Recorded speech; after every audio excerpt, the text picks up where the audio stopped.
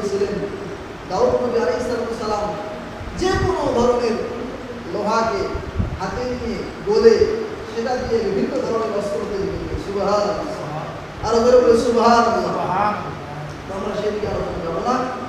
দাউদ নবী আলাইহিস সালাম অসংখ্য মর্যাদা ছিলেন এবং সুলাইমান নবী আলাইহিস সালামকে আল্লাহ অনেক ক্ষমতাশালী করেছিলেন। সুলাইমান নবী আলাইহিস সালাম সারা পৃথিবী শাসন করেছিলেন চারজন ব্যক্তি। তার ভিতর থেকে আমি বলেছিলাম দুইজন ছিলেন কাফের আর দুইজন ছিলেন কি খুবই মুত্তাকি। সম্মানিত উপস্থিতি, খুব খেয়াল করে শুনুন, সারা পৃথিবীর বাদশা ছিলেন সুলাইমান নবী আলাইহিস সালাম। সম্মানিত উপস্থিতি, নবী সুলাইমান আলাইহিস সালাম সারা পৃথিবী শাসন করেছিলেন। বাংলাদেশ, ভারত, পাকিস্তান, মহাভারত এরকম একটি দেশ নয়, সারা পৃথিবী আল্লাহ রব্বুল আলামিন পৃথিবীতে যতগুলো আল্লাহ রব্বুল আলামিন স্থান দিয়েছেন, যতগুলো জায়গা দিয়েছেন, যতগুলো জায়গাতে নবী সুলাইমান আলাইহিস সালাম মানুষের বসবাস করেছিলেন, জিনদের বসবাস করেছিলেন, সমস্ত জায়গাগুলোতে সুলাইমান নবী আলাইহিস সালামের শাসন চলেছিল।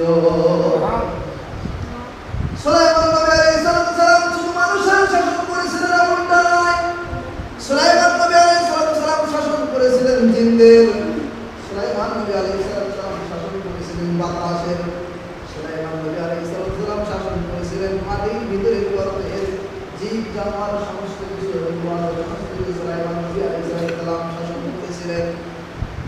সমস্ত কিছুর আল্লাহ পাক রব্বুল আলামিন সুলাইমান নবী আলাইহিস সালামকে তাদের ভাষা বুঝা এবং তাদের সঙ্গে ইয়াসরণ করে সুলাইমান নবী আলাইহিস সালামের কালাম করবেন, সুলাইমান নবী আলাইহিস সালামের কথা মতো চলবেন, এটার জ্ঞান আল্লাহ পাক রব্বুল আলামিন সুলাইমান নবীকে দিয়েছে। আর বলে সুবহানাল্লাহ। সম্মানিত উপস্থিতি, খুব খেয়াল করে শুনুন, আমাদের সমাজে দেখা যায় একজন ব্যক্তি যদি একটা ওয়ার্ডের মেম্বার হয়, অনেক বড় পাওয়ার দেখায়, কিন্তু সুলাইমান নবী আলাইহিস সালাম আমাদের প্রিয় নবী জনাব মুহাম্মদ রাসূলুল্লাহ সাল্লাল্লাহু আলাইহি ওয়াসাল্লাম সাহাবীদেরকে ডাকলো, আমার সাহাবীরা, ও সাহাবীরা, দেখো আল্লাহর একজন পয়গম্বর ছিলেন নবী সুলাইমান আলাইহিস সালাম, এত ক্ষমতার মালিক ছিলেন।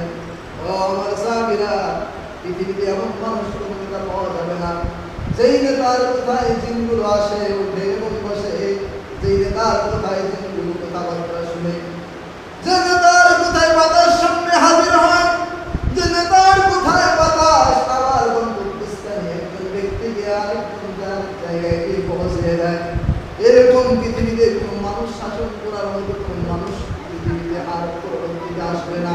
কিন্তু এত ক্ষমতার মালিক হওয়ার পরও সুলাইমান নবী আলাইহিস সালাম দিনের দাওয়াত কৌশলভাবে সুন্দরভাবে মানুষের দ্বারে দ্বারে পৌঁছে দিয়েছে। হ্যাঁ, সম্মানিত মুস্তাহিদ ব্যক্তি পৃথিবী শাসন করেছিলেন, দুইজন কাফের শাসন করেছিলেন। একজন কাফের সর্বপ্রথম শাসন করেছিলেন, তার নাম হচ্ছে বখতিয়ার, আরেকজন কাফের শেষ পর্যায়ে পৃথিবী শাসন করেছিলেন, তার নাম হচ্ছে নমরুদ। দুইজন কাফের শাসন করেছিলেন, নবীদের ভিতর থেকে দুইজন নবী শাসন করেছিলেন, নবীর মুত্তাকি শাসন করেছিলেন। প্রথমে একজন শাসন করেছিলেন নবীদের ভিতর থেকে জুলকারনাইন, আর দ্বিতীয় একজন শাসন করেছিলেন, তিনি হচ্ছেন দাউদ আলাইহিস সালামের সন্তান হযরত সুলাইমান আলাইহিস সালাম। সম্মানিত উপস্থিতি, খুব খেয়াল করে শুনুন, সুলাইমান নবী আলাইহিস সালাম যখন এই পৃথিবী শাসন করেছিলেন, জুলকারনাইন আলাইহিস সালাম যখন এই পৃথিবী শাসন করেছিলেন, ওই নবী যখন পৃথিবীকে শাসন করেছিলেন, এই পৃথিবীটা শাসন করা অবস্থায় এই পৃথিবীটা হয়েছিল জান্নাতের বাগান।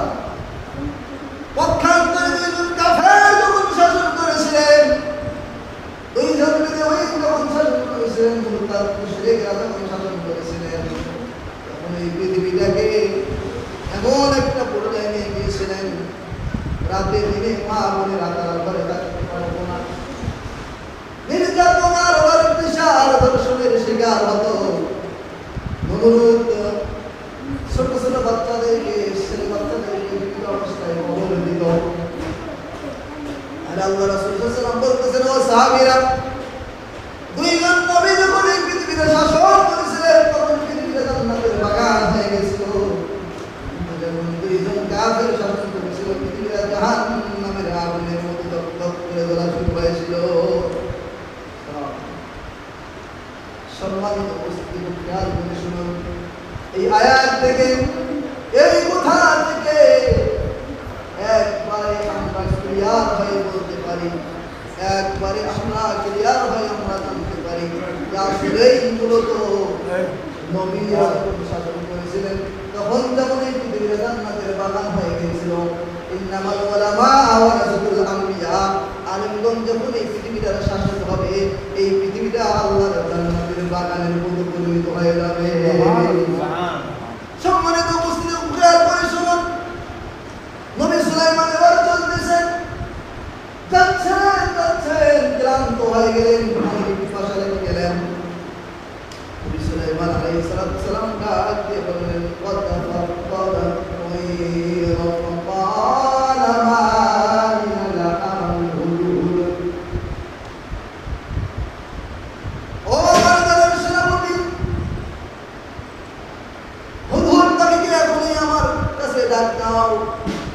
সম্মানিত উপস্থিতি, হুদহুদ পাখি হচ্ছে, আমরা আমাদের সমাজে একটা পাখিকে দেখি, পাখিটার ঠোঁটটা অনেক বড় লম্বা, যেটাকে আমরা বলে থাকতে কাঠঠোকা পাখি বলি না, কাঠঠোকা পাখি বলি না।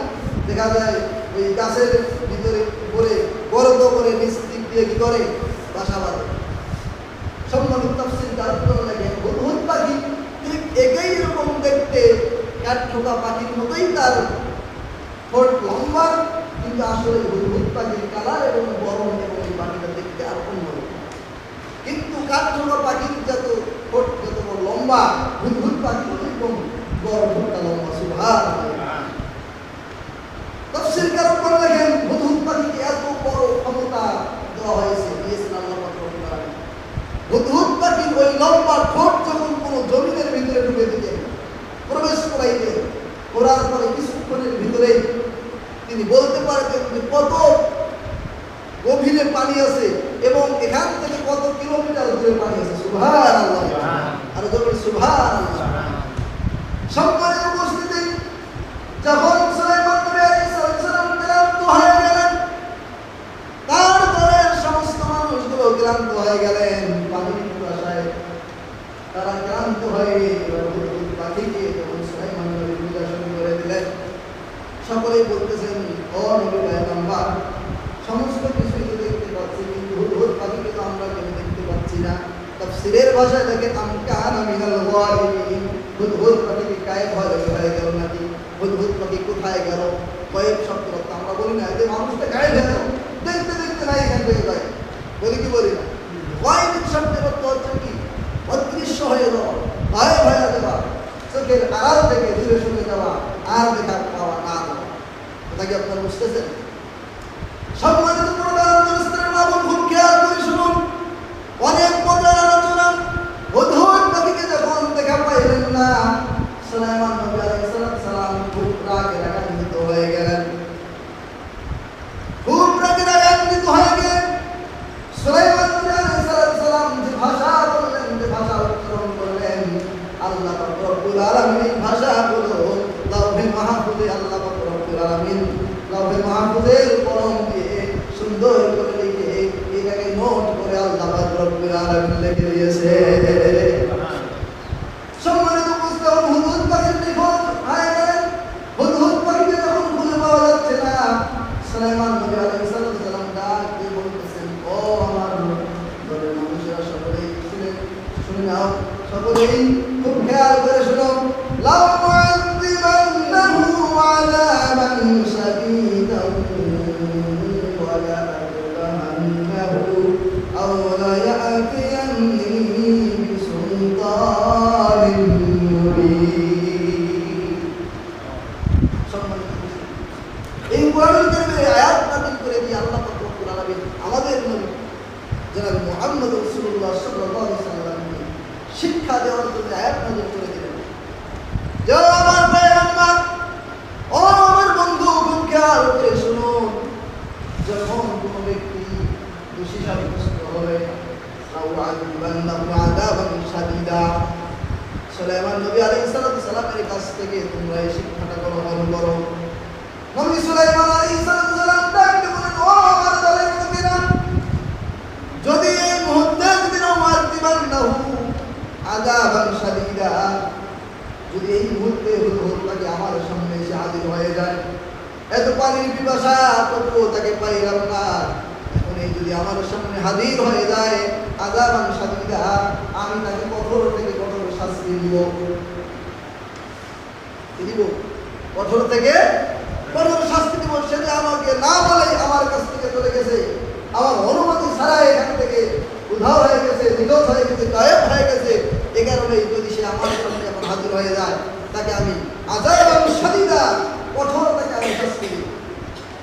ও আমার দলের সকল কর্মীরা শুনুন, আমরা আযবাহান্নাহু, আযবাহ শব্দের অর্থ হচ্ছে জবাই করা, হত্যা করা, যদি কঠোর শাস্তি দিব, অথবা তাকে আমি মৃত্যুদণ্ড দিব। সম্মানিত উপস্থিতি, কোনো মানুষ যখন দোষী সাব্যস্ত হয়, তাফসীরকারগণ লেখেন তাকে 3টা পয়েন্টের ভিত্তিতে তাকে শাস্তির ব্যবস্থা গ্রহণ করতে হবে। সম্মানিত উপস্থিতি, খেয়াল করে শুনুন, নবী সুলাইমান আলাইহিস সালাম সেই কথাগুলো বলেছিলেন, আল্লাহ পাক রব্বুল আলামিন লাউহে মাহফুজের কলম দিয়ে এগুলো লিপিবদ্ধ করে দিয়েছে। সুবহান। 1 নম্বরে কি, যদি হুদহুদ পাখি এই মুহূর্তে আমাদের সামনে হাজির হয়, 1 নম্বরে তাকে কঠোর থেকে কঠোর কি করবো, আমরা শাস্তি দিব। 2 নম্বরে হয়তো বা তাকে আমরা কি করবো, মৃত্যুদণ্ড দিব, তাকে জবাই করে দিব। 3 নম্বর হচ্ছে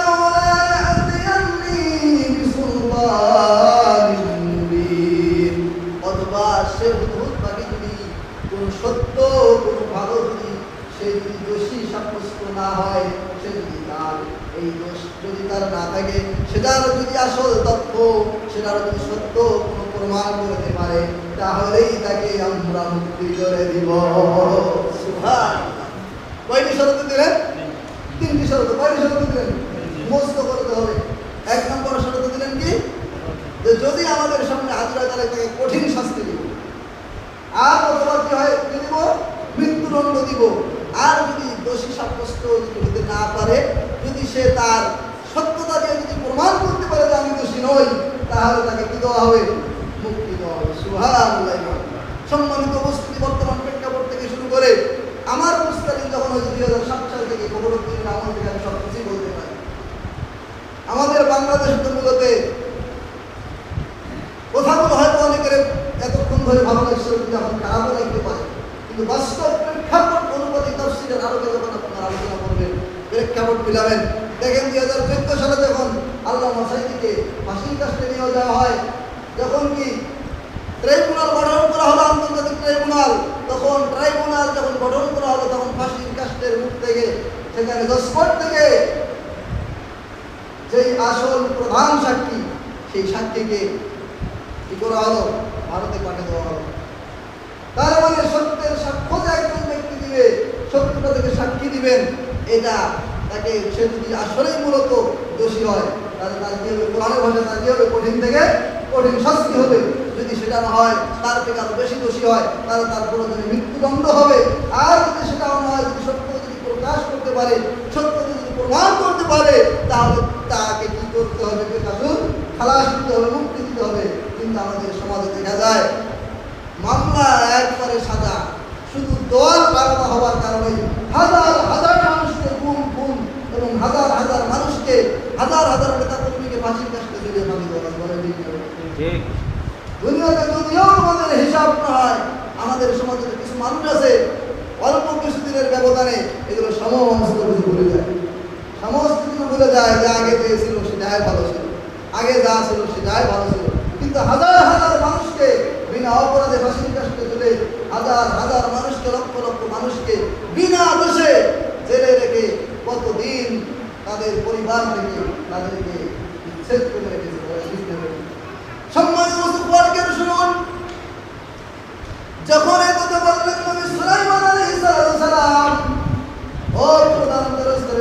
খুব খেয়াল করে শুনুন। যখন এই বললেন এই কথা সুলাইমান নবী আলাইহিস সালাম বলার কিছুক্ষণ পরেই فمكث غير بعيد فقال أحطت بما لم تحط به وجئتك بسبع نبأ يقين সুবহান। যখনই সুলাইমান আলাইহিস বলেছেন فمكث غير بعيد فقال أحطت بما لم تحط به আল্লাহু আকবার। কিছুক্ষণের ভিতরেই হুদহুদ পাখি উপস্থিত হয়ে গেল। সুবহানাল্লাহ বলবেন। যখন এই কথা বললেন সুলাইমান নবীর কথা বলা শেষ হবার কিছুক্ষণ পরেই হুদহুদ পাখি এসে উপস্থিত হয়ে গেলেন। উপস্থিত হয়ে যাওয়ার সঙ্গে সঙ্গে হুদহুদ পাখি ডাক দিলেন আমার কথা বাইর বাইদ ও নবী পয়গম্বর সুলাইমান আলাইহিস সালাম আমি আমার কথা বাইর বাইদ فقال أحطت بما لم تحط به আমি তোমাকে এমন একটা ঘটনা শোনাবো, এমন একটা তোমাকে খবর দিব, এমন একটা ঘটনা তোমার সামনে উপস্থিত করব যে ঘটনা আপনি বাদশা হবার পর আপনি জানেন না। সুলাইমান আলাইহিস সালাম যে রাগ হয়েছিল এই রাগটা একটু জমা দিলেন। বাপরে আমি একজন বাদশা, সারা পৃথিবী শাসন করি, শাসন করার পরেও আমি খবর জানি না। ব্যাপারটা একটা মন করেন হতাশা হওয়ার কথা না বলেন। আপনাদের সামনে যদি আপনার ছেলে আসে যদি বলে বাবা তুমি তো এলাকার বাস করেছেন গ্রামের এমন খবর আছে যেটা তুই শুনলে এই কথা যদি ছেলে যদি বাপকে বলে বাপ আসলে কি ভালো শুনি বলবেন কি বলবেন না বলেন। যখন এই সুলাইমান আলাইহিস সালামকে পাখিটা বলেছে হুদহুদ পাখি আমাকে দাবাইল ওয়াইদিন ফাকাল আহাদু বিমা লাম তুহিত বিহি হে বাদশা হে নবী সুলাইমান আমি তোমাকে এমন একটা খবর দিব, এমন একটা ঘটনা তার ঘটনা আপনি জানেন না। সুলাইমান নবী আলাইহিস সালামকে তারপরে আমার বলতেছেন হুদহুদ পাখি وجئتك بسبع نبأ يقين وجئتك بسبع نبأ يقين হুদহুদ পাখি ডাকতে আমি সাবা নগরে গেলাম। সাবা শহরে যাওয়ার পরে দেখতেছি ওখানে সাবা নবأ ইয়াকিন এখানে একজন মহিলা মানুষ একজন শাসন করতেছে, একজন মহিলা মানুষ একজন প্রধানমন্ত্রী, একজন মহিলা মানুষ সেখানে শাসন করতেছে। সাবা নবأ ইয়াকিন এমন একজন সাবা এলাকা এমন একটা এলাকা যে এলাকার খবর আপনি জানেন না।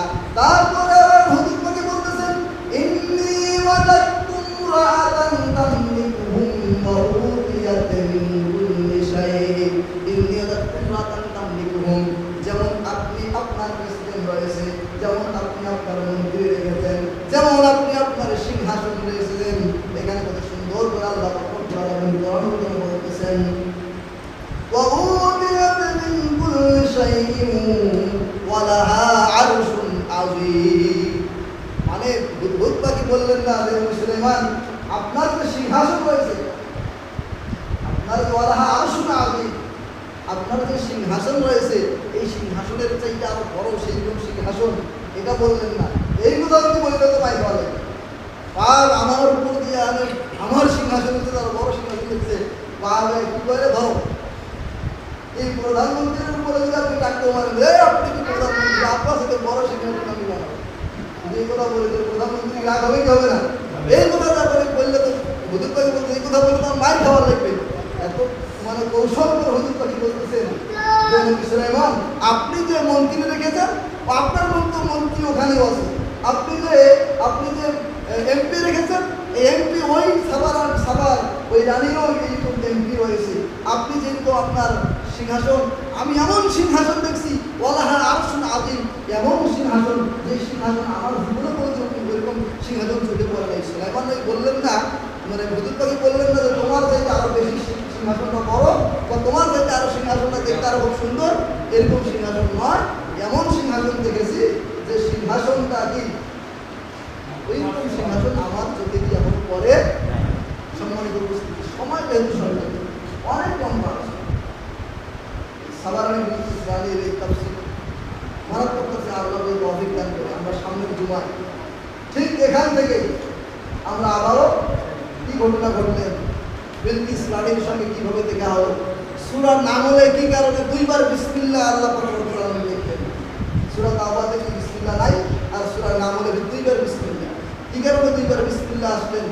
বিলকিস রানীকে কিভাবে আমন্ত্রণ করলেন, বিলকিস রানী কি চিঠি পাঠাইলেন, আর সুলাইমান নবীর চিঠি পেয়ে বিলকিস রানী কি বললেন, ইনশাআল্লাহ আমরা সামনের জীবনে এখান থেকে আলোচনা করবো।